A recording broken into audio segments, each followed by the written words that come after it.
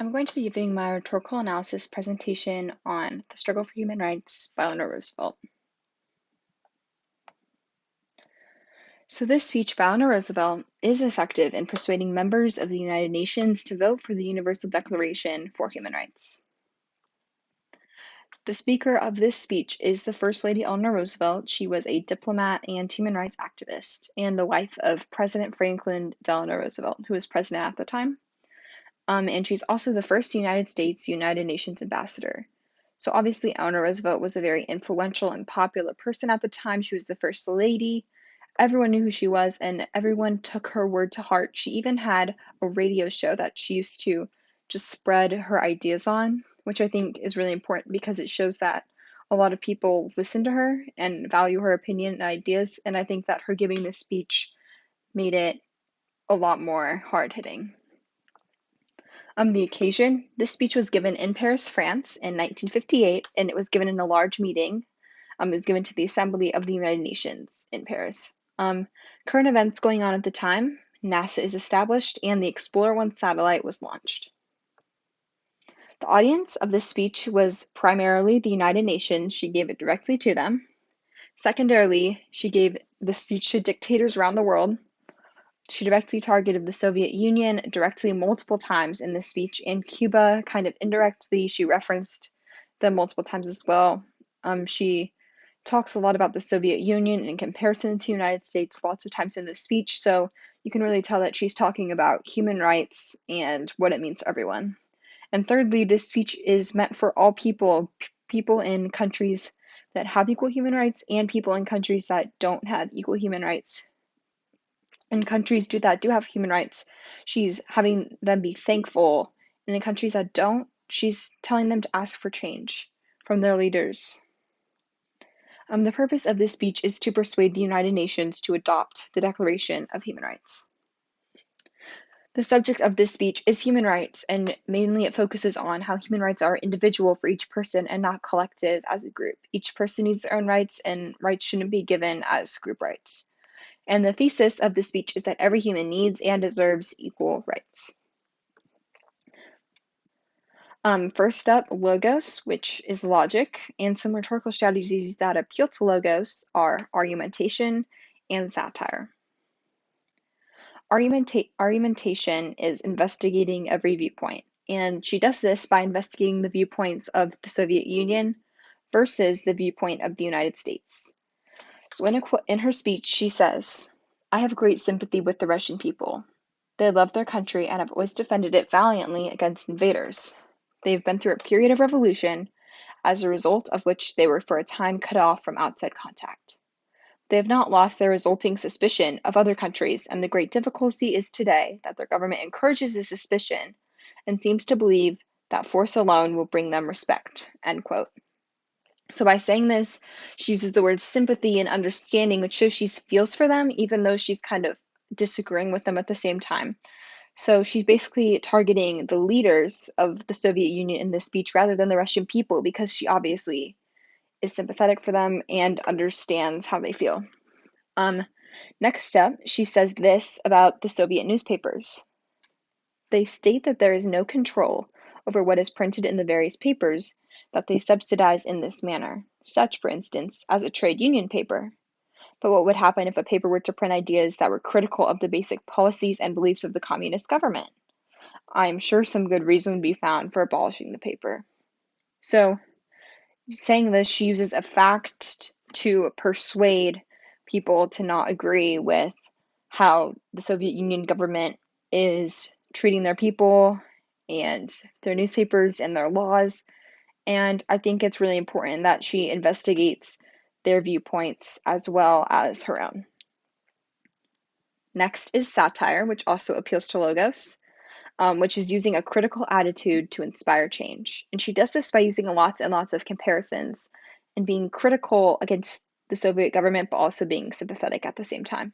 So, in a quote from her speech, she says, "I think the best example one can give of this basic difference of the terms of use is the right to work. The Soviet Union insists that this basic right, which it alone can guarantee because it alone provides full employment by the government. But the right to work in the Soviet Union means the assignment of workers to do whatever the task is given to them by the government without an opportunity for the people to participate in the decision that the government should do this. A society in which everyone works is not necessarily a free society and may indeed be a slave society. On the other hand, a society where there is widespread economic insecurity can turn freedom into a barren and vapid right for millions of people. We in the United States have come to realize it means freedom to choose one's job, to work or not to work as one desires. We in the United States have come to realize, however, that people have a right to demand that their government will not allow them to starve, because it is individuals, they cannot find work of the kind they are accustomed to doing, and this is a decision brought about by public opinion, which came as a result of the Great Depression in which many people were out of work. But we would not consider the United States that if we had gained any freedom, if we were compelled to follow a dictatorial assignment to work, where and when we were told. The right of choice would seem to us as an important fundamental freedom. End quote. So by comparing the United States to the Soviet Union in terms of work, she basically very critically inspires change in the Soviet Union by saying her opinions and how things are done where she's from and comparing it to somewhere else, where she doesn't agree with their leadership. And I think this also really appeals to pathos as well, because it kind of hits hard, this quote, especially I think in this speech. It really just shows how different people's ideas are and shows how Eleanor Roosevelt is really demanding change. So pathos is appealing to emotion, and some rhetorical strategies that appeal to pathos in this speech are the location and tone.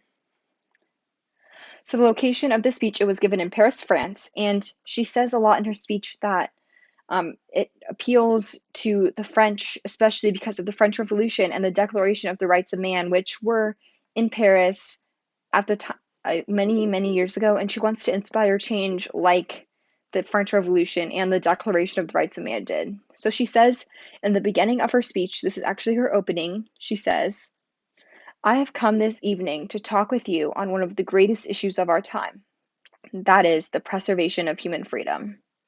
I've chosen to discuss it here in France at the Sorbonne because here in the soil, the roots of human freedom have long ago struck deep, and here they have been richly nourished.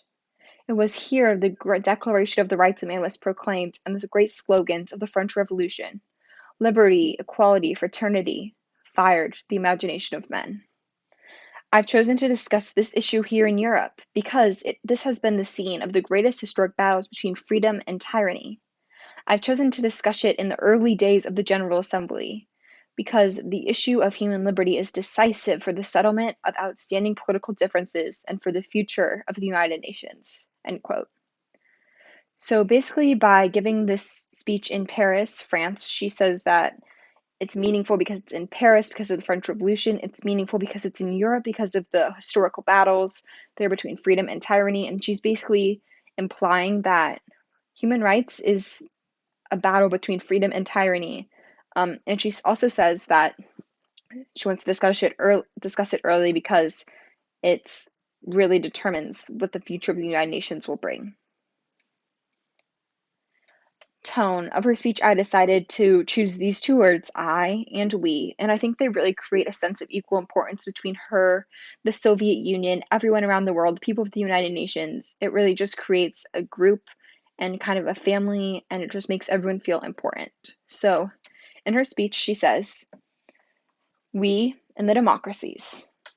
It is my belief, and I'm sure it is yours, and we, the people of the United Nations." And I think those three little parts of her speech really are important because this also really appeals to the emotions because it's showing that everyone belongs. And ethos, appealing to credibility. She's a United Nations delegate.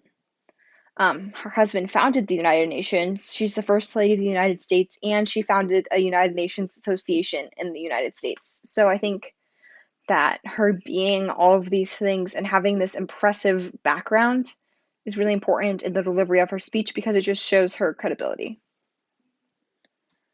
And then the effect of this speech. So Eventually, the United Nations did vote to adopt the Universal Declaration for Human Rights. It definitely helped the human rights cause around the world, but it didn't completely solve the problem. And you'll hear this in a message for Human Rights Day 2017 by United Nations Secretary General Antonio Guterres. And he says this: while human rights abuses did not end when the Universal Declaration was adopted, the Declaration has helped countless people gain greater freedom and security. It has helped prevent violations, obtain justice for wrongs, and strengthen national and international human rights, laws, and safeguards. So it shows that this speech is still in effect today. Her giving the speech, which persuaded them to adopt that declaration, it helped a lot around the world and it helped today. So I think the effect was very important. And why is it famous?